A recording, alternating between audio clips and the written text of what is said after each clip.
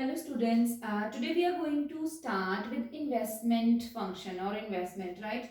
So we know that investment is an important part of aggregate demand because aggregate demand is equal to C plus I, right? So about consumption we have studied in detail. Now today we are going to see investment, its different types and determinants of investment, right?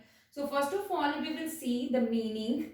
Investment means an addition to the existing capital stock, right? So whatever the addition, for example, in year 2019-20, the total stock of machinery in India was 1000, right? So now in this year 2021, more 100 machines are bought or produced, right? So the total number of machines in India now will become 1100, right? So investment will be that 100 machines that change in capital stock. Now what is the change in capital stock? That is 100 only. So it is expenditure done on machines, tools, equipments, buildings, right? So roads, etc. So I investment is equal to change in capital stock. K refers to capital stock, right? So if we will talk about the determinants of investment, we are having two determinants. The very first is MEC or MEI also we call it. MEC, marginal efficiency of capital. Marginal efficiency of capital or marginal efficiency of investment. Sometimes this question they can ask you in 1 mark that what is MEC or what is MEI. So marginal efficiency of capital, that is equal to expected rate of return from new assets. For example, if I have bought a new machine and then I am expecting that this machine is going to give me the profit at the rate of 10%, right? So that 10% will be MEC, expected profits from any new project, from any new machinery, right, from any new capital asset is known as marginal efficiency of capital. Then we are having rate of interest. Rate of interest is the cost of borrowing money. This we are knowing, right? So rate of interest is the cost that we have to pay because we have borrowed the money from someone else. Now how it is important or how it is useful to determine the level of investment in the economy. So this is the continuation part.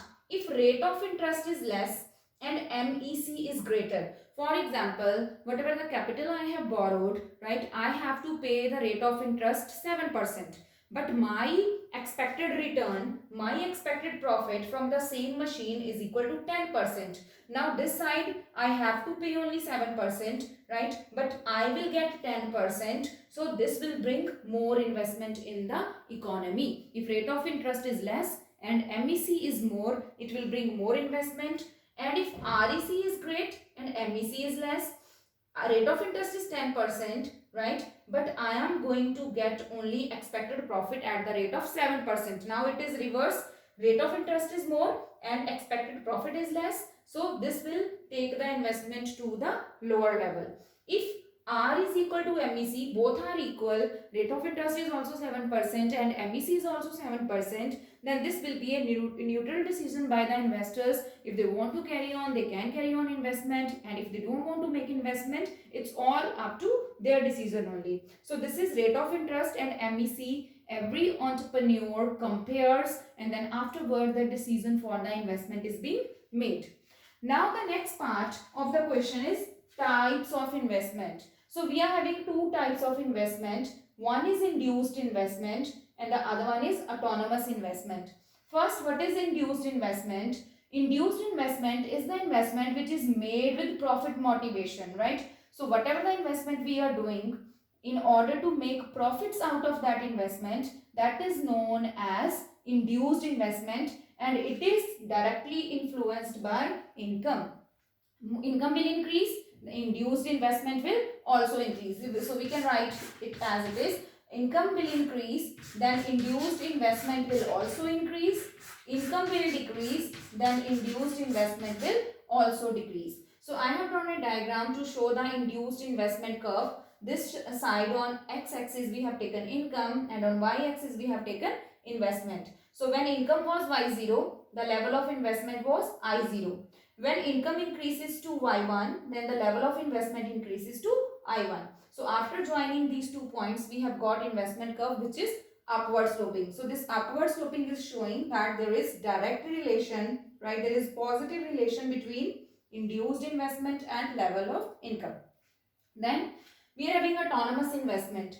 Autonomous investment, it is not influenced by income. Like this is influenced by income. Here autonomous investment is not influenced by income because it is done for public welfare. So whatever the investment is not done for profit motivation but it is done for public welfare, that is known as autonomous investment.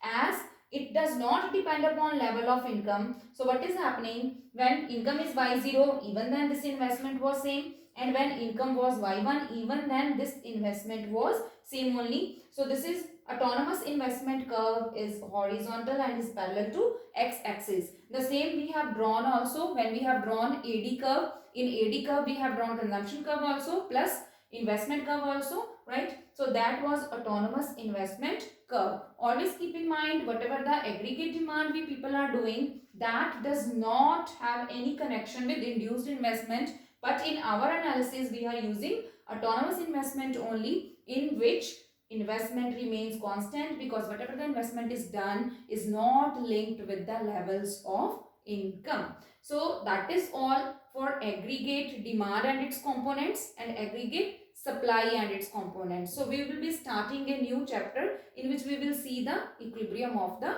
economy. Thank you.